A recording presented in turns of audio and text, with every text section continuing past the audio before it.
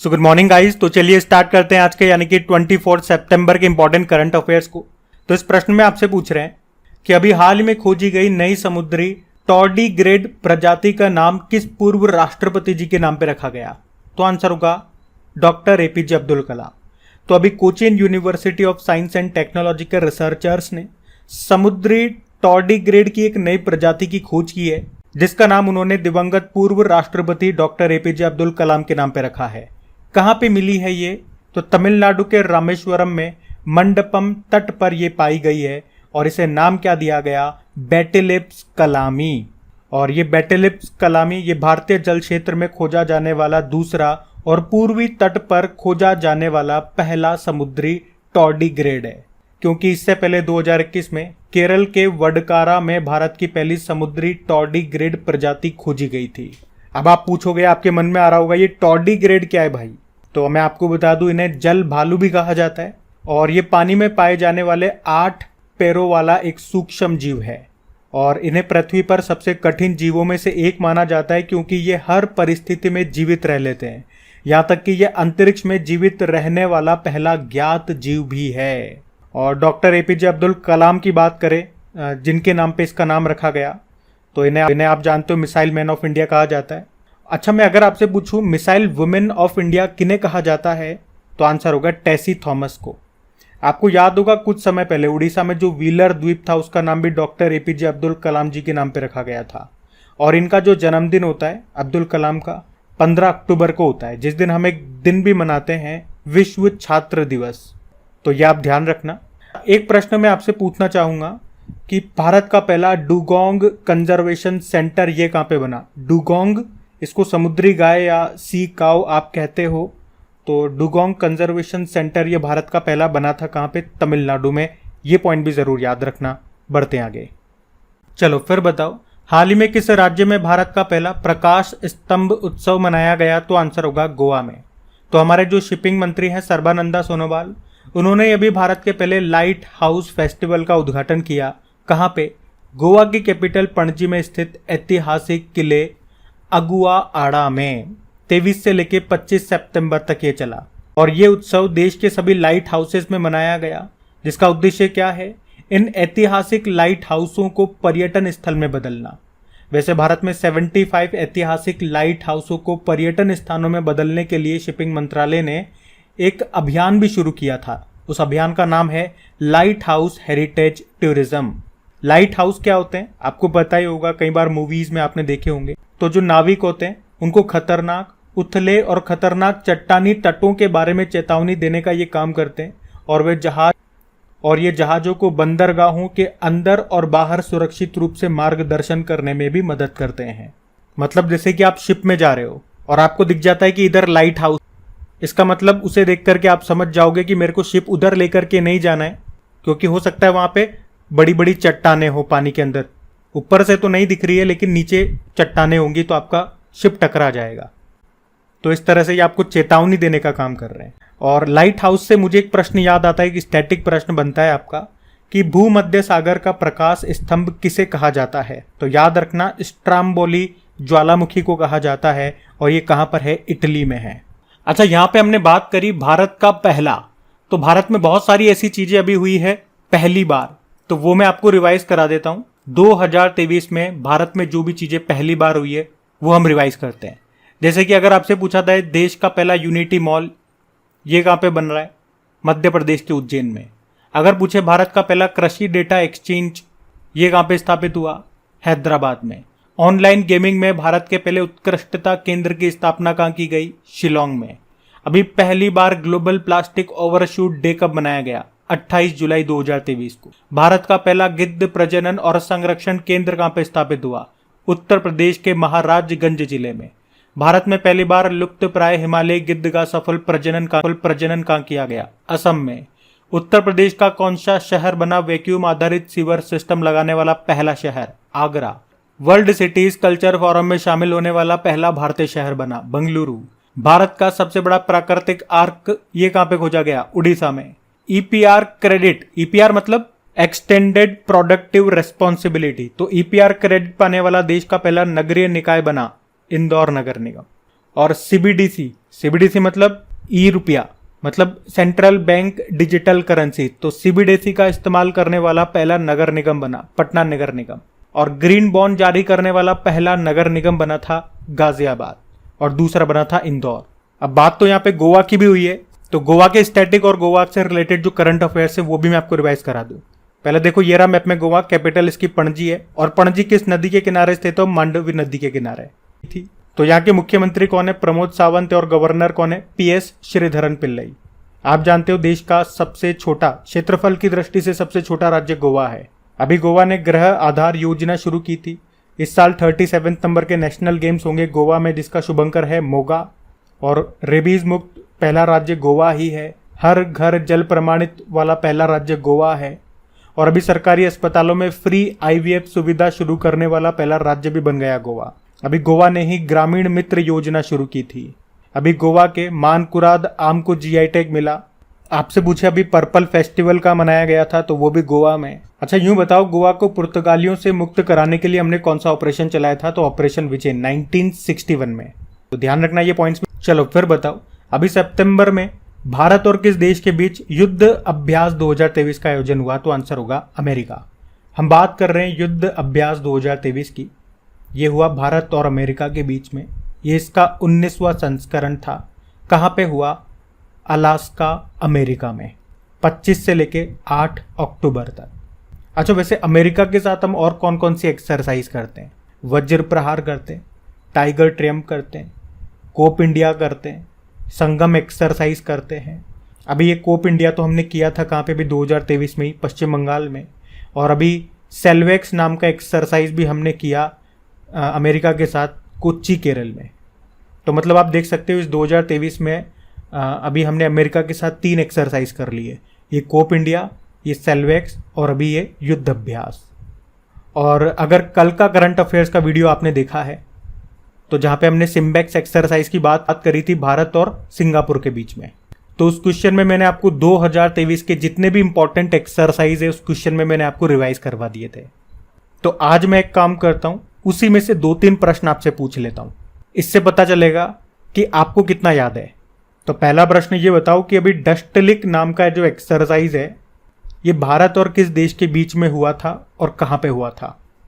और ये बताओ नोमैडिक एलिफेंट नाम का एक्सरसाइज हमने किस देश के साथ किया था? बस ये 2 प्रश्न मैं पूछ रहा हूं, इनके उत्तर देने की कोशिश करो कमेंट बॉक्स में। हम बढ़ते हैं अभी आगे। चलिए फिर बताइए, हाल ही में अंतर्राष्ट्रीय सांकेतिक भाषा दिवस 2023 कब मनाया गया? तो आंसर होगा 23 सितंबर को। तो हर साल 23 सितंबर को साइन लैंग्वेज के बारे में जागरूकता बढ़ाने के लिए ये international day of sine language मनाया जाता है। तो जो लोग सुन नहीं सकते तो वो हाथों से इशारे करके अपनी बात कहते हैं, उसी को साइन लैंग्वेज कहा जाता है। और इस बार की थीम क्या है? A world where deaf people everywhere can sign anywhere, यानी कि एक ऐसी दुनिया जहां हर बधिर लोग कहीं भी हस्ताक्षर कर सकते हैं। अच्छा यहाँ पे 2-3 प्रश्न मैं आपसे पूछता हूँ, करंट अफेयर्स के प्रश्न, कुछ स्टैटिक भी हैं। सुनो पहले कि अभी दुर्लभ भारतीय भाषाओं को ऑनलाइन लाने के लिए अभी एक प्रोजेक्ट एलोरा शुरू किया था। बता सकते हो किसने शुरू किया था? माइक्रोसॉफ्ट ने। और आपको याद होगा अभी उड़ीसा सरकार ने किस भाषा को 8वीं अनुसूची में शामिल करने की मंजूरी दे दी? ये भी करंट अफेयर्स का प्रश्न है। याद है क्या कौन सी भाषा है वो? तो याद रखना, कुई भाषा। वैसे वर्तमान में 8वीं अनुसूची में कितनी भाषाएं हैं? 22, लेकिन शुरुआत में कितनी थी? 14 भाषाएं। अच्छा अगर मैं आपसे पूछूं कि ज्ञानपीठ जो पुरस्कार दिया जाता है वो कितनी भाषाओं में दिया जाता है? तो 22 तो वो अनुसूची वाली हो गई, और एक अंग्रेजी और जोड़ लो, यानी कि 23 भाषाओं में।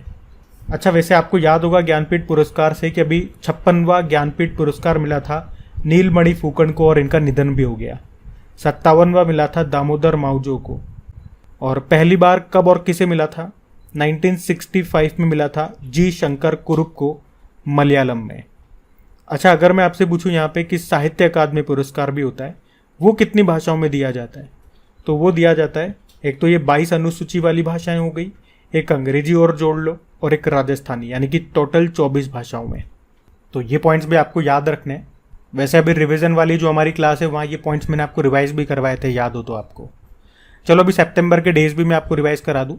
तो 2 सितंबर को विश्व नारियल दिवस, 5 सितंबर को इंटरनेशनल चैरिटी डे, 8 सितंबर को इंटरनेशनल लिटरेसी डे और विश्व फिजियोथेरेपी दिवस, 9 सितंबर को एक तो world electric vehicle day, Himalaya दिवस और विश्व प्राथमिक चिकित्सा दिवस, 10 सितंबर को विश्व आत्महत्या रोकथाम दिवस, 11 सितंबर राष्ट्र वन शहीद दिवस, 12 सितंबर दक्षिण दक्षिण सहयोग के लिए संयुक्त राष्ट्र दिवस, 14 सितंबर नेशनल हिंदी डे, 15 सितंबर एक तो विश्व लिम्फोमा जागरूकता दिवस और एक अंतर्राष्ट्रीय लोकतंत्र दिवस, 16 सितंबर को एक तो वर्ल्ड ओजोन डे और अंतर्राष्ट्रीय रेड पांडा दिवस, और अभी 17 सितंबर को विश्व रोगी सुरक्षा दिवस, 18 सितंबर वर्ल्ड बैम्बू डे और 21 सितंबर को वर्ल्ड अल्जाइमर डे और अंतर्राष्ट्रीय शांति दिवस मनाया था। और पूरे सितंबर माह को हम पोषण माह के रूप में मना रहे हैं, ये भी ध्यान रखना। बढ़ते आगे। चलो फिर बताओ, अभी सितंबर 2023 में 20वां राष्ट्रीय पुस्तक मेले का आयोजन ये कहाँ पे किया गया? तो आंसर होगा लखनऊ में। तो हम बात कर रहे हैं 20वां राष्ट्रीय पुस्तक मेला। कब से कब तक? 22 सितंबर से लेकर 2 अक्टूबर 2023 तक। कहाँ पे? लखनऊ में, लखनऊ के बलरामपुर गार्डन में। और ये पुस्तक मेला ज्ञान कुंभ की थीम पर आयोजित हुआ। अच्छा, पुस्तक मेले यानी कि बुक फेयर से संबंधित 2 करंट अफेयर्स के प्रश्न मैं आपसे पूछने जा रहा हूं, उत्तर आप सभी को करना है। अभी फरवरी की बात है, 45वां अंतर्राष्ट्रीय कोलकाता पुस्तक मेला, इंटरनेशनल कोलकाता बुक फेयर हुआ था। आपसे पूछ रहा हूं इसमें फोकल थीम देश कौन सा था? तो अभी तो उत्तर मैं आपको बता रहा हूं, तो आंसर होगा स्पेन। और एक और प्रश्न है कि 2025 में जो स्पेन में मैड्रिड बुक फेयर होगा, उसमें थीम कंट्री के रूप में किसे इन्वाइट किया गया? तो याद रखना, भारत। और देखो, मैं आपसे कहता हूं जो रिवीजन वाली क्लास है, और ये बात मैं नए स्टूडेंट्स के लिए बोल रहा हूं, पुरानों को तो पता है भाई। यहाँ पे जो भी एक्स्ट्रा पॉइंट्स मैं आपको रिवाइज करा रहा हूँ करंट अफेयर्स के, वो मेरी कोशिश है कि जनवरी 2023 से मैं लूँ। और हमने जो रिवीजन क्लास अभी स्टार्ट की है वो भी जनवरी 2023 से ही है। तो ये जो दोनों प्रश्न अभी मैंने यहाँ पे पूछे वो अभी रिवीजन क्लास, ज़्यादा क्लास नहीं हुई, अभी हमारी 11-12 क्लास हुई है, उसमें ये प्रश्न मैं आपको करा चुका हूँ, 2-3 बार करा चुका हूँ। तो अगर वो क्लास आप रेगुलर देखते हो तो आपको याद आ गया होगा। उसके अलावा अगर कोई ऐसा नया स्टूडेंट है जो कहते हैं कि हमने तो नई नई करंट अभी पढ़ना शुरू किया, अभी तक हम करंट नहीं पढ़ रहे थे, तो आप वो रिवीजन वाली क्लास देख सकते हैं। वो आपके लिए बहुत फ्रूटफुल साबित होगी, आपका टाइम भी बच जाएगा और जनवरी 2023 से जितने भी इंपॉर्टेंट करंट अफेयर्स है वो भी आप वहाँ पे रिवाइज कर लोगे, क्योंकि उस 10-15 मिनट की क्लास में हम लगभग 50-60 क्वेश्चन रिवाइज कर लेते हैं, अगर सारे क्वेश्चन आप देखोगे तो वहाँ पे उनका आपका रिवीजन होता रहेगा। साथ में इस डेली करंट अफेयर्स की क्लास में भी मैं आपको लिंक करके चीज़ें रिवाइज कराता रहता हूँ। तो वही चीज़ें आपको जो वहाँ पढ़ोगे वही यहाँ पढ़ोगे, तो चीज़ों का ज़्यादा से ज़्यादा रिपीटेशन होगा, आपके आंखों के आगे से निकलेगी, बार बार सुनने को मिलेंगी, तो चीज़ें आपके माइंड में सेट होंगी और एग्जाम में यही चीज़ आपके काम आएगी। तो उस रिवीजन वाली क्लास का फ़ायदा ज़रूर उठाना। अभी हम बढ़ते हैं आगे। चलो फिर बताओ, अभी हाल ही में अंतर्राष्ट्रीय वकील सम्मेलन 2023 का आयोजन कहाँ पे किया गया? तो आंसर होगा नई दिल्ली में। अब ये प्रश्न इसलिए भी इंपॉर्टेंट हो जाता है क्योंकि भारत में पहली बार इस तरह के सम्मेलन का आयोजन हुआ। तो अभी प्रधानमंत्री नरेंद्र मोदी ने ही अभी 23 सितंबर को नई दिल्ली के विज्ञान भवन में अंतर्राष्ट्रीय वकील सम्मेलन 2023 का उद्घाटन किया। और इसका आयोजन किसने किया? बार काउंसिल ऑफ इंडिया ने, 23 और 24 सितंबर को। और मैंने आपको बताया कि इस सम्मेलन का आयोजन भारत में पहली बार किया गया। और थीम क्या रही इस बार की? न्याय वितरण प्रणाली में उभरती चुनौतियां, emerging challenges in justice delivery system. और इस सम्मेलन का इस बार का उद्देश्य था राष्ट्रीय और अंतर्राष्ट्रीय महत्व के कानूनी मुद्दों पर चर्चा करना। अब यहाँ पे देखो, सम्मेलन की बात हुई है, तो मैं एक काम करता हूँ, 2023 के जो इंपॉर्टेंट समिट्स या सम्मेलन है वो एक बार आपको रिवाइज करा देता हूँ। तो टॉप 10 समिट्स आपके सामने, चलो रिवाइज करते हैं। अभी आपको याद होगा हमारे जो वाइस प्रेसिडेंट है जगदीप धनखड़ जी, इन्होंने बांध सुरक्षा पर अंतर्राष्ट्रीय सम्मेलन का उद्घाटन किया था राजस्थान के जयपुर में। फूड एग्रीकल्चर ऑर्गेनाइजेशन ने किसानों के अधिकारों पर पहली वैश्विक संगोष्ठी का आयोजन किया था भारत में। अभी 12वां विश्व हिंदी सम्मेलन 2023 का आयोजन हुआ था फिजी देश में। और तीसरा विश्व हिंदू सम्मेलन का आयोजन होगा बैंकॉक में। अभी दिसंबर 2023 में भारत अंतर्राष्ट्रीय कपास सलाहकार समिति की 81वीं पूर्ण बैठक की मेजबानी करेगा। 5वां विश्व कॉफी सम्मेलन ये पहली बार होगा भारत में भी कहाँ? बेंगलुरु में। और संयुक्त राष्ट्र का पहला जल सम्मेलन आयोजित हुआ कहाँ पे? न्यूयॉर्क में। दुनिया की पहली मानव रोबोट प्रेस कॉन्फ्रेंस का आयोजन हुआ जेनेवा स्विट्जरलैंड में। इंडिया मोबाइल कांग्रेस 2023 का आयोजन हुआ था, जो कि इसका 7वां संस्करण था, नई दिल्ली में। और खाद्य सुरक्षा नियामकों का वैश्विक शिखर सम्मेलन 2023 हुआ भारत में। तो 2023 के ये कुछ इंपॉर्टेंट समिट्स हैं, इनको ध्यान रखो। कुछ और भी सबमिट्स हैं वो हम आगे रिवाइज करेंगे। अभी के लिए टॉप 10 याद रखो, हम बढ़ते हैं आगे। चलो फिर बताओ, अभी हाल ही में कौन सी टीम आईसीसी के तीनों फॉर्मेट में नंबर 1 स्थान पर आने वाली दूसरी टीम बन गई है दुनिया की? तो आंसर होगा भारत।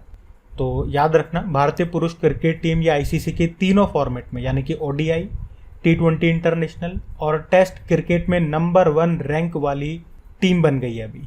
और मैंने जैसा कि आपको बताया, पुरुष क्रिकेट में ये दूसरी बार हुआ है जब कोई टीम तीनों फॉर्मेट में पहले स्थान पर आई हो। इससे पहले साउथ अफ्रीका ने अगस्त 2012 में ये उपलब्धि हासिल की थी। मतलब भारत के लिए तो ये उपलब्धि पहली बार है, लेकिन पूरी दुनिया में आप देखोगे तो ये दूसरी बार हुआ है। पहली बार ऐसा साउथ अफ्रीका कर चुका है जब वो तीनों फॉर्मेट में नंबर 1 रहा हो 2012 में। और मैं आपको बता दूं, इस समय 4 भारतीय खिलाड़ी सभी फॉर्मेट में किसी न किसी रूप में पहले स्थान पर हैं। किसी न किसी रूप से मेरा मतलब है, जैसे कि मैं आपको बताता हूं, जैसे कि T20 इंटरनेशनल में नंबर 1 बल्लेबाजी में सूर्य कुमार यादव है, वनडे में नंबर 1 गेंदबाजी में मोहम्मद सिराज है, टेस्ट क्रिकेट में नंबर 1 गेंदबाज ये आर अश्विन है, टेस्ट क्रिकेट में नंबर 1 ऑलराउंडर ये रविंद्र जडेजा बने हुए। तो मतलब किसी न किसी फॉर्मेट में कोई ना कोई भारतीय नंबर 1 पर है, चाहे वो बल्लेबाजी में हो चाहे गेंदबाजी में हो, लेकिन नंबर 1 है हम। देखो, आईसीसी की बात करें, स्थापना 1909 में होती है और हेडक्वार्टर दुबई में है। चेयरमैन इसके ग्रेग बार्कले हैं, तो सीईओ जॉफ एलार्डेस है। ध्यान रखना ये। और आप जानते ही हो, आईसीसी मेंस वर्ल्ड कप ये भारत में हो रहे हैं। कौन सा संस्करण है? 13वां संस्करण है। और इसका एंथम सॉन्ग क्या है? दिल जश्न बोले। इसका ब्रांड एम्बेसडर शाहरुख खान है और इसका शुभंकर क्रिक्टोवर।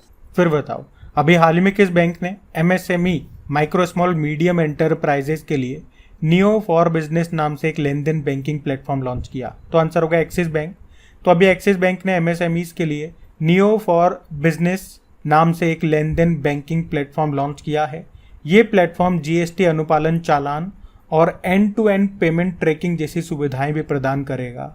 तो आप कह सकते हो ये नियो फॉर बिजनेस एमएसएमईज की व्यावसायिक आवश्यकताओं के लिए वन स्टॉप सॉल्यूशन है। एक्सिस बैंक के स्टैटिक देखते हैं। स्थापना जैसे 1993 में हुई, हेडक्वार्टर मुंबई में है, एमडी सीईओ इसके अमिताभ चौधरी हैं और इसकी टैगलाइन होती है बढ़ती का नाम जिंदगी। बाकी अभी आप जानते हो, इस एसबीआई ने डिजिटल किराया भुगतान के लिए national first transit card launch किया था। यस बैंक ने आइरिस मोबाइल एप्लीकेशन लॉन्च किया। तो एचडीएफसी बैंक ये इलेक्ट्रॉनिक बैंक गारंटी शुरू करने वाला पहला बैंक बना था। तो ध्यान रखना ये पॉइंट्स। बढ़ते हैं आगे। चलो फिर बताओ, हाल ही में भारतीय सेना में शामिल स्वदेशी निर्मित स्वनिष्क्रिय एंटी टैंक माइंस का नाम क्या है? तो आंसर होगा विभव। तो अभी हाल ही में 600 स्वनिष्क्रिय एंटी टैंक माइंस को भारतीय सेना में शामिल कर लिया गया और इन माइंस को विभव नाम दिया गया। दरअसल विभव एक पॉइंट अटैक एंटी टैंक युद्ध सामग्री है। मतलब इन्हें दुश्मनों के बख्तरबंद वाहनों को नष्ट करने के लिए और आतंकियों के द्वारा बिछाए जाने वाले बारूदी सुरंगों को नष्ट करने के लिए बनाया गया है। और ये पूर्ण रूप से स्वदेशी निर्मित है, मतलब भारत में बने हैं। किसने बनाया? डीआरडीओ ने बनाया है। आधुनिक प्लास्टिक से ये बने हुए हैं। तो इसका नाम विभव है, ये याद रखना। अच्छा, इसी तरह से निराक्षी नाम याद है आपको? ये एक पनडुब्बी है जो पानी के नीचे बारूदी सुरंगों का पता लगाएगी, पढ़ा था हमने।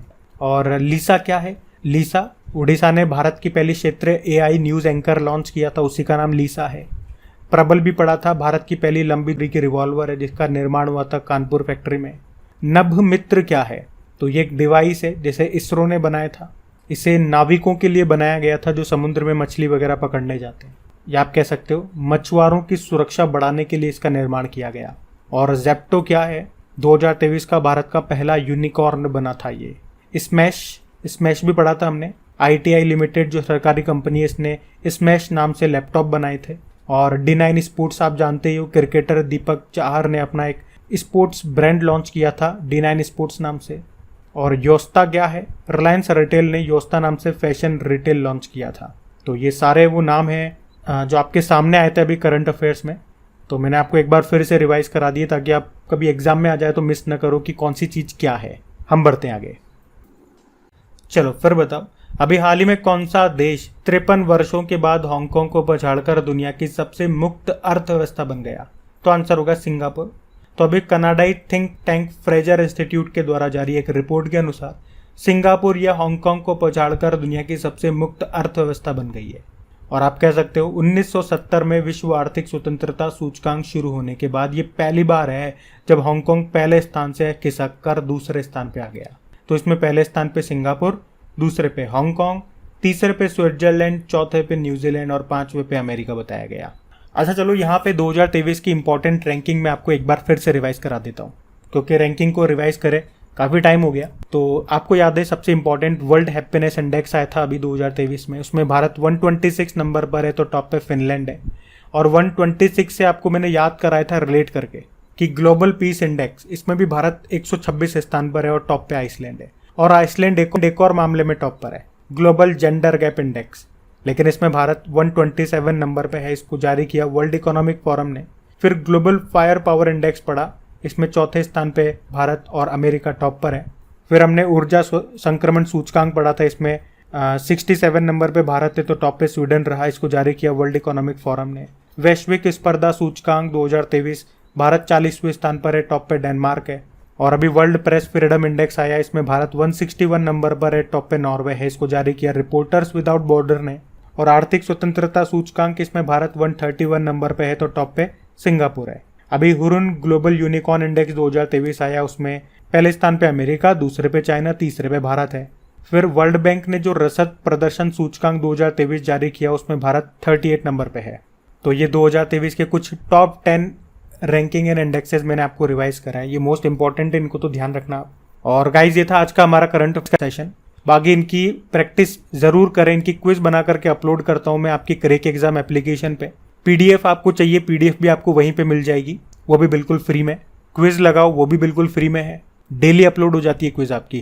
क्रैक एग्जाम एप्लीकेशन का लिंक नीचे डिस्क्रिप्शन बॉक्स में है। टेलीग्राम ज्वाइन कर लो, अगर नोटिफिकेशन नहीं आते हैं तो वहां से अपडेट मिल जाएगा, उसका लिंक भी नीचे डिस्क्रिप्शन बॉक्स में है। और पहली बार वीडियो को देख रहे हो तो चैनल को सब्सक्राइब करके बेल आइकन को जरूर से प्रेस करना, ताकि आपको नोटिफिकेशन मिल सके, वरना नोटिफिकेशन नहीं मिलेगा आपको, बेल आइकन को प्रेस करना पड़ेगा। और क्या आप में से मैं जानना चाहूंगा कोई स्टूडेंट हैं जो इस वीडियो को पहली बार देख रहे हैं? अगर है तो मुझे बताइए। बाकी चलो अभी कल के करंट अफेयर्स का भी मैं आपको रिवीजन करवा देता हूँ। तो पहला प्रश्न पूछा था, भारत और किस देश के बीच में सिम्बेक्स एक्सरसाइज हुआ? सिंगापुर।